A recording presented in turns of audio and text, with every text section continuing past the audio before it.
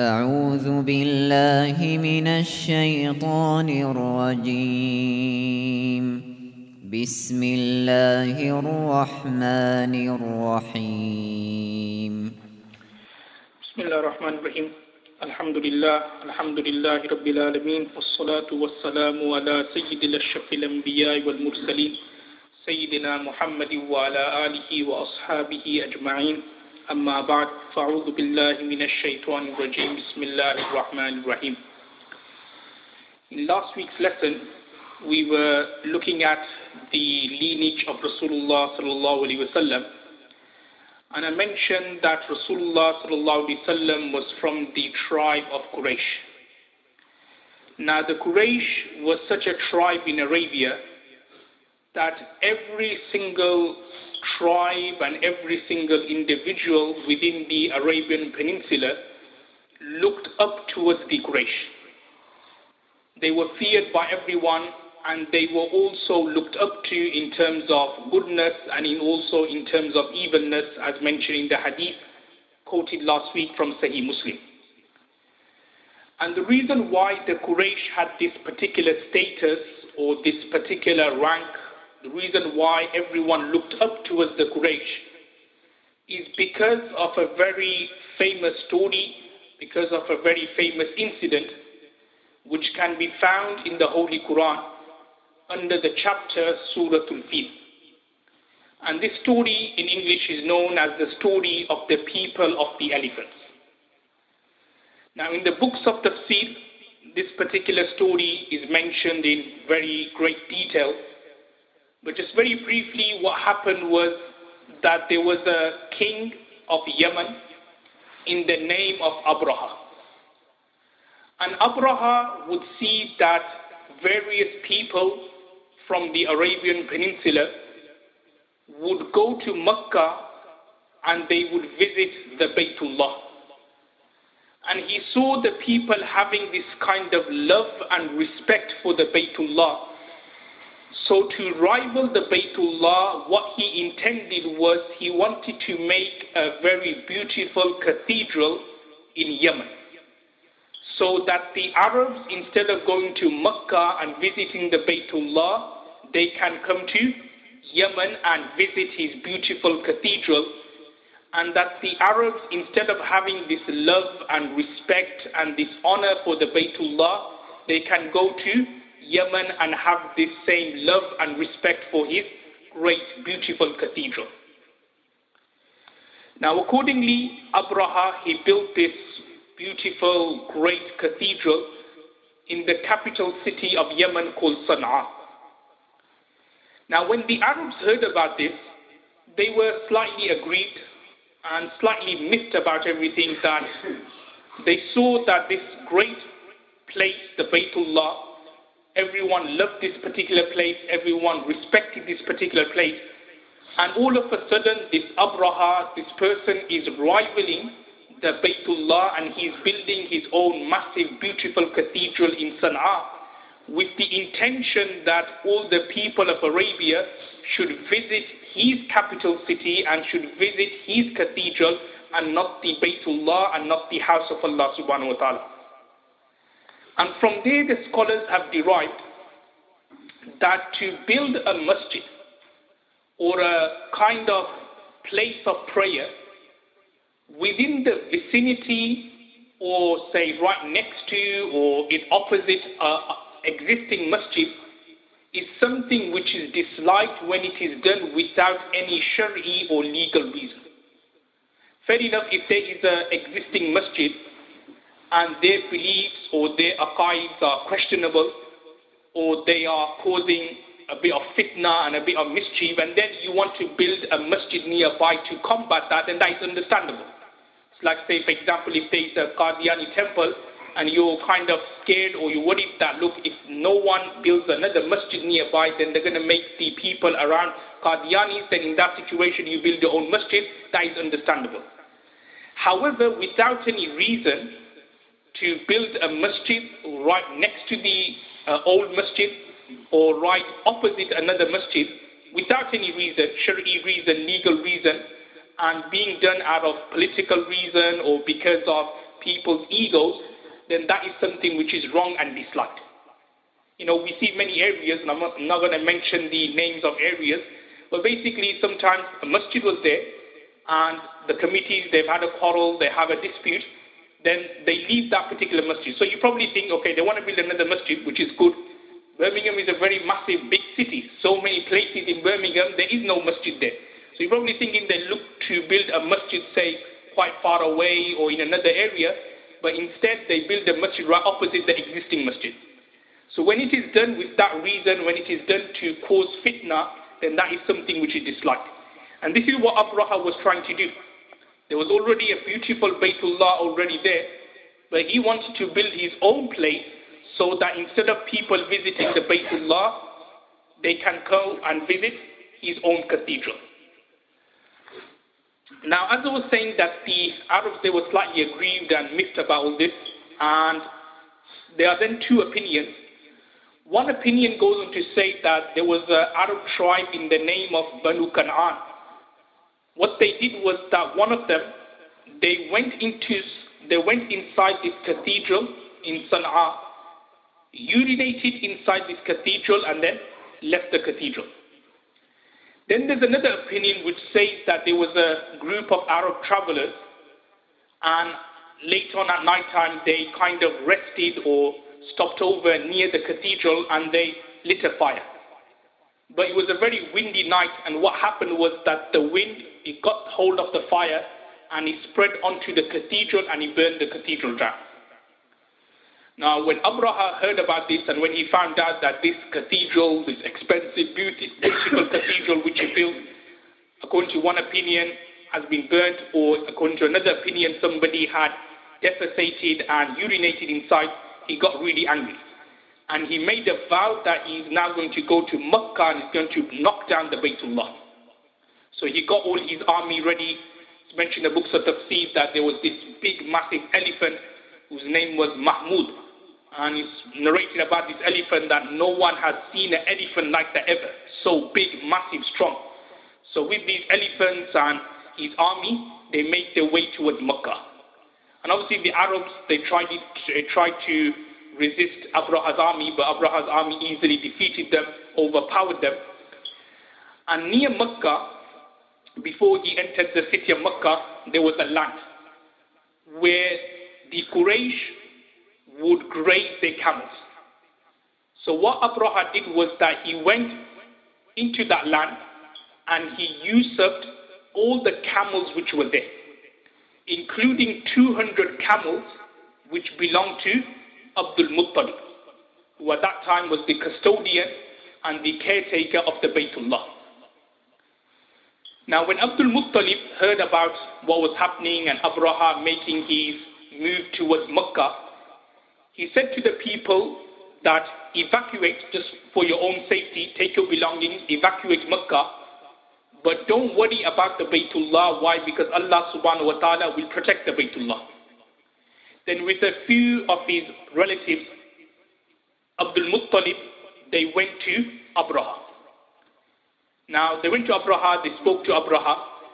Now during this conversation, Abdul Muttalib was saying to Abraha that return my 200 camels back. There was no mention of, oh come on, please don't destroy the Baytullah and so on. And actually this caused a bit of panic to Abraha. Abraha was a bit strange and perplexed that here I've come with this big massive army to destroy the Baytullah. And this person, Abdul Muttalib, who on his CV is that he's the caretaker and the custodian of Baytullah, he's not worried about the Baytullah, but instead he's talking about his camels. So Abraha then said to Abdul Muttalib that, look, I've come here with my big massive army to destroy the Baytullah. Why are you talking about your camels and not the Baytullah? So then Abdul Muttalib replied by saying that I am the owner of the camels, so therefore I am talking to you, I am requesting you to return the camels back to me. As for the Baytullah, Allah subhanahu wa ta'ala is the owner of the Baytullah, and He will surely protect the Baytullah from you. Abraha then returned the 200 camels back to Abdul Muttalib. Abdul Muttalib then went to the Baytullah and he prayed to Allah subhanahu wa ta'ala. And then slowly Abraha's army, they were marching into Mecca. Then all of a sudden what happened was there were some flocks of birds. Flocks of birds never seen before.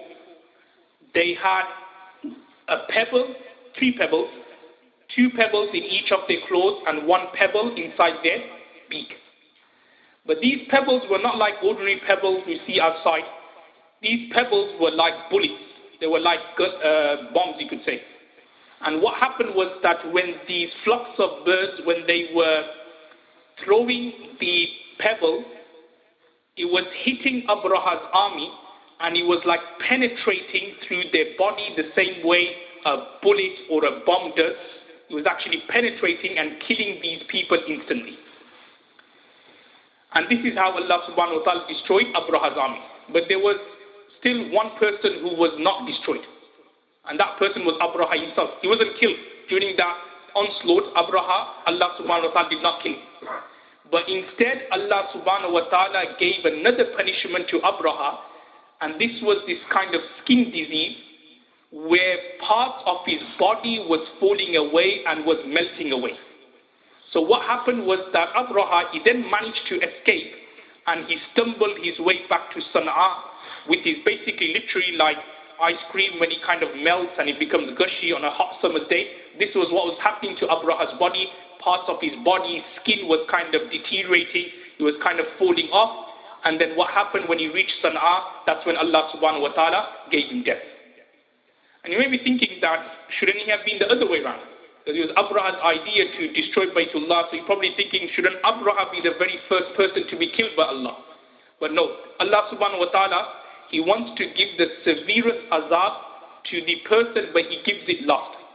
It's like, for example, when it comes to slaughtering an animal, if you were to slaughter it straight away, as we do in Islam, then the animal feels less pain. And it's considered to be the sunnah to slaughter the animal in that way. However, if you were to stun the animal first, electrocute the animal and then slaughter it, then you're giving the animal so much pain and then you're slaughtering it. So exactly here as well, Allah subhanahu wa ta'ala, you don't want to give Abraha instant death because he won't then feel the pain. He's just like, feel the pain and that's it, he's done, he's dead. But instead, Allah subhanahu wa ta'ala wanted to give him a slow, painful death. And this is why what happened, that Abraha, he didn't die instantly. It was like a skin disease. And then slowly he died so that he can feel the true torment and the azab and the punishment for going against Allah subhanahu wa ta'ala and trying to break something which is like a sign of Islam and sign of Allah subhanahu wa ta'ala. And that's why Allah subhanahu wa ta'ala says in the Holy Quran, فَقُطِعَ دَابِرُ الْقَوْمِ الَّذِينَ ظَلَمُوا وَالْحَمْدُ لِلَّهِ رَبِّ الْعَالَمِينَ. Which means that those people who are unjust and those people who are oppressors, Allah subhanahu wa ta'ala, He approves them. Referring that those who do sins and transgressions, a communal azab and punishment comes, and when it comes, it totally uproots them, it totally destroys them. And then the next verse, Allah says, Walhamdulillah Rabbil Alameen. Allah then says that I give them azab, and then He praises. So from here, the Mufassirin, they have said that there is a subtle indication that whenever a communal azab comes to destroy certain people, then you should think of it to be a blessing from Allah subhanahu wa ta'ala. And that is actually further established from another hadith, where Rasulullah sallallahu alaihi wasallam has said that when a pious banda or when a pious servant passes away, all the people, all the dunya, the trees, the plants, everything, they do afsoos, i.e. they are actually sad that this person has passed away. It is because of such and such a kutub or such and such a abdal, there is barakah and blessings in this particular world. Because of such and such a friend or wali of Allah, there is actually rain and there is other kind of blessings and risk from Allah subhanahu wa ta'ala. But when that person passes away, the barakah goes. So the whole world feels sad. Same way, when someone commits sins and transgressions, when that person passes away, everyone around the world actually are glad that this person has passed away. So that, because obviously when this person was around, there was always a danger that Allah's azab may come. And remember, when Allah's azab comes, then everything is destroyed. Not just the person, the community, the surroundings, everything gets destroyed. So therefore, when this person passes away, then the whole dunya is glad that this person has passed away. So this is what is mentioned from this particular verse. فَقُطِعَ دَابِرُ الْقَوْمِ الَّذِينَ ظَلَمُوا وَالْحَمْدُ لِلَّهِ رَبِّ الْعَالَمِينَ. Now this incident which I have narrated, this technically speaking is called a irhas. The scholars have mentioned that any supernatural or extraordinary event which takes place on the hand of a awliyaullah or a friend of Allah, we call that a karama. And if it happens on the hand of a prophet or a nabi or a messenger, then we call it a mu'jiza. And any supernatural or extraordinary event happens or incident which happens before the coming of a prophet, then we call that, technically speaking, a irhas. And this is what happened here. This was like an amazing event. When you look at it, there was no way on earth Quraysh could have actually stopped Abraha from destroying the Baytullah. But then Allah subhanahu wa ta'ala, He showed His power, and there was a supernatural event in terms of flocks of birds coming and destroying Abraha's army. So we call that an irhas. And this was a sign that very, very soon the final prophet was going to come.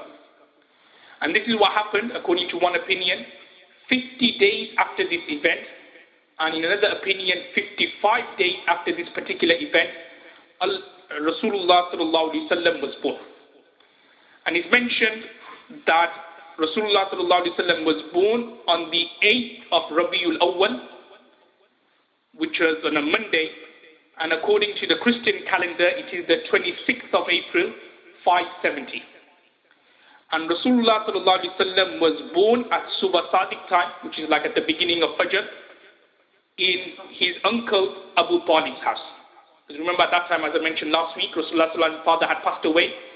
So Amina, Rasulullah sallallahu alaihi wasallam's mother, was living with Rasulullah sallallahu alaihi wasallam's obviously future uncle Abu Talib, and it was in his house Rasulullah sallallahu alaihi wasallam was born.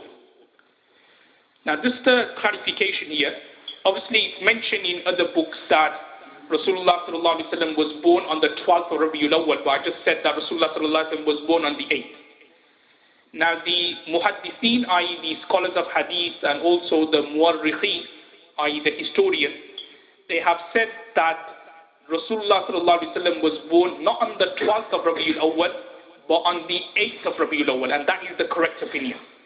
There are certain things like, say for example, which is people, there's no actually legal ruling to it, but because people just assume it or think it, it then becomes a ruling, if you know what I mean. I'll give you an example. It's like, for example, a lot of people, they assume that when you have a shower or when you have a bath, because you're naked, so when you wash your wuzu part, your face, your arms and so on, your wuzu not done because you're naked. So therefore, after you have a bath, you then have to do wuzu again.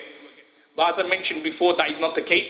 You can actually, when you're having a bath, when you're having a ghusl, and when you wash the wuzu part, then even though you're naked, that doesn't break your wudu, so you don't then have to repeat your wudu again. That part which you have washed whilst having a bath and a ghusl, that is sufficient and your wudu will be done. So exactly here as well, that certain people have just said that Rasulullah sallallahu alaihi wasallam was born on 12th of Rabiul Awwal, and later on just became mashhur. However, there is no actually hadith for that. The hadith quite clearly says that Rasulullah sallallahu alaihi wasallam was born on the 8th of Rabiul Awwal. Fatima bint Abdullah, who was the mother of a very famous companion, Uthman bin As radhiyallahu anhu, narrates that when Rasulullah sallallahu alaihi wasallam was born, she recollects that the whole house was full of nur. So when Rasulullah sallallahu alaihi wasallam was born, or was coming out, then the whole house just automatically filled up with nur and with barakah. And she also narrates that she saw a star falling on them. Now what does this mean, she saw a star falling on them? It means that soon kufr and shirk was going to be eradicated through Rasulullah sallallahu alaihi wasallam. And it's also mentioned that the day or the morning when Rasulullah sallallahu alaihi wasallam was born, there was an earthquake which destroyed Caesar's kingdom. And there was also in Persia a temple, a fire worshipping temple, and those, and obviously fire worshipping temples, what they have, what's something unique about the temple is that they have a fire and they never ever extinguish that fire. Just keep that on, 24/7 they keep that on. So there was a temple in Persia where there was a fire which was continuously being burnt for over thousands of years. But as soon as Rasulullah sallallahu alaihi wasallam was born, automatically that fire extinguished. Trying to show that Rasulullah sallallahu alaihi wasallam, through his existence and wujud, Rasulullah sallallahu will take away all form of kufr and will take away all form of shirk.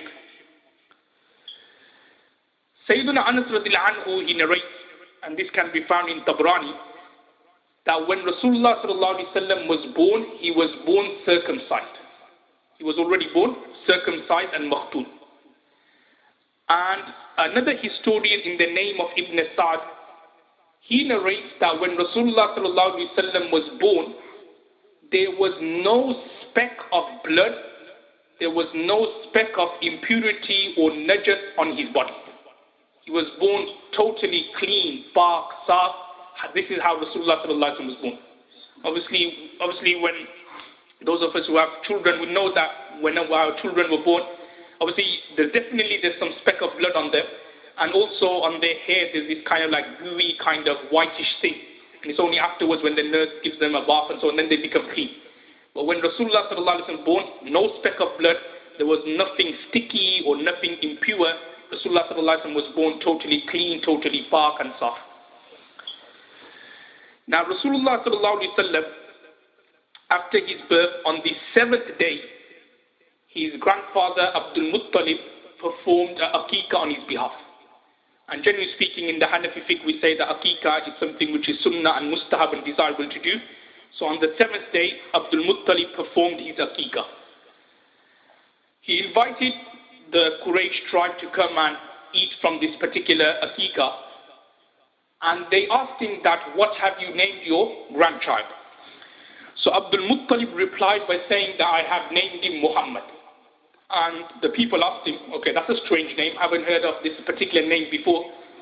So Abdul Muttalib replied that the reason why I have called him Muhammad is because he is praised by Allah and the angels in the heavens, and he will also be praised by the people on earth.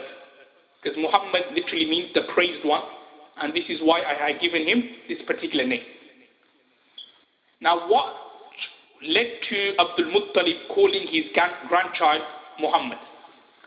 What exactly happened was that Abdul Muttalib, before his grandchild was born, he saw a dream. And in this dream he saw that there was a chain which was taken out from his back. So it was like a chain literally being taken out from his back. And it was dragged to the west and it was dragged to the east.